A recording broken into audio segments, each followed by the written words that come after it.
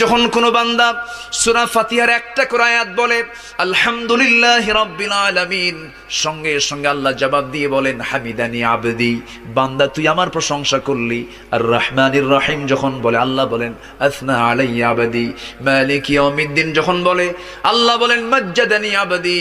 এরপরে যখন বলে ইয়াকা না'বুদু ওয়া ইয়াকা নাস্তাঈন পর্যন্ত যখন বলে আল্লাহ বলেন বান্দারে তুই আমার কাছে কি চাস, প্রাণ খুলে চা রে বান্দা।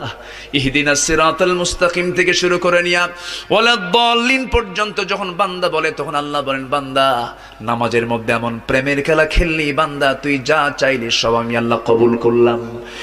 ওই বান্দা যখন রুকুতে যায় আল্লাহ তখন অস্থির হন। ওই বান্দা যখন সিজদায় যাওয়ার জন্য প্রস্তুতি নাই, সমস্ত ফেরেশতাকে ডাক দিয়ে বলেন ও ফেরেশতারা, এই বান্দাগুলো আমাকে দেখলো না, রাসূলকে দেখলো না, কোরআনকে দেখে হাদিসকে বিশ্বাস করে আমাকে খুশি করার জন্য তার সবচেয়ে সম্মানজনক